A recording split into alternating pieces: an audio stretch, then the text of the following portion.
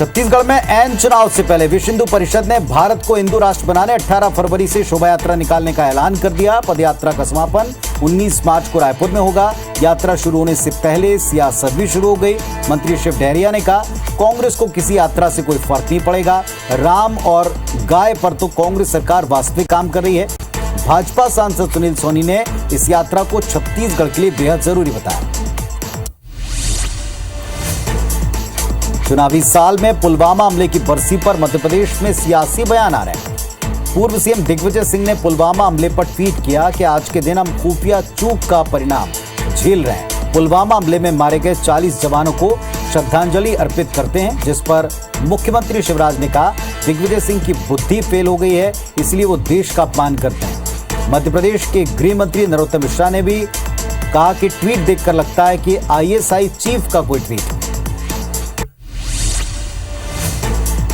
दिग्विजय सिंह के ट्वीट पर बीजेपी नेता लगातार पलटवार कर रहे हैं, तो दूसरी तरफ कांग्रेस नेता अब उनका बचाव, उनका समर्थन कर रहे हैं। पूर्व मंत्री पीसी शर्मा ने कहा, दिग्विजय सिंह ने कुछ गलत नहीं कहा है। आखिर देश के 40 जवान खुफिया इंटेलिजेंस की लापरवाही के कारण ही शहीद हुए। इसका जवाब बीजेपी सरकार को देना चाहिए। आखिर इतनी बड़ी घटना किसकी लापरवाही से हुई?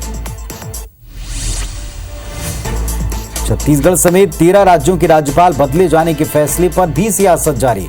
कांग्रेस ने आरोप लगाया कि बीजेपी का चरित्र अलोकतांत्रिक है। बीजेपी राजनीतिक नफे नुकसान को भांपकर देखकर कदम उठाती है। कांग्रेस के संचार प्रमुख सुशील आनंद शुक्ला के मुताबिक राज्यपाल का बदलाव आने वाले चुनाव को देखकर किया गया है। संवैधानिक संस्थाओं पर कब्जा करना बीजेपी का चरित्र है।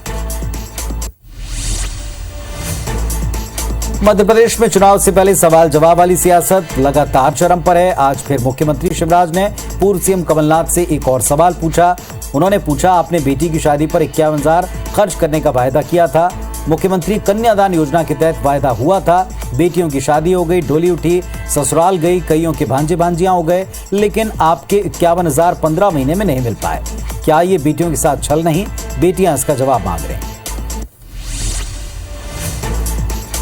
आगामी विधानसभा चुनाव की तैयारी में जुटी छत्तीसगढ़ बीजेपी पूरी तरह से एक्शन मोड में आ चुकी है।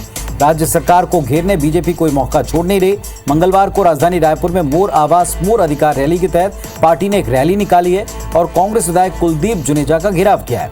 रैली में शामिल होने प्रदेश के अलग अलग मंडल और कार्यालय के तमाम कार्यकर्ता आए और घेराव करने दिखाई पड़े। आने वाली 24 फरवरी को रायपुर में कांग्रेस का राष्ट्रीय महाधिवेशन है। तैयारियां जोरों पर हैं। एक तरफ राजीव भवन में पीसीसी प्रभारी कुमारी सैलजा की मौजूदगी में स्वागत समिति की बैठक हुई, जिसमें CM Bhupesh Baghel, PCC chief Mohan Markam शामिल हुए। तो दूसरी तरफ रायपुर एयरपोर्ट पर अधिवेशन स्थल तक पोस्टर लगाए गए, जिसको लेकर कुछ पॉलिटिक्स भी दिखी।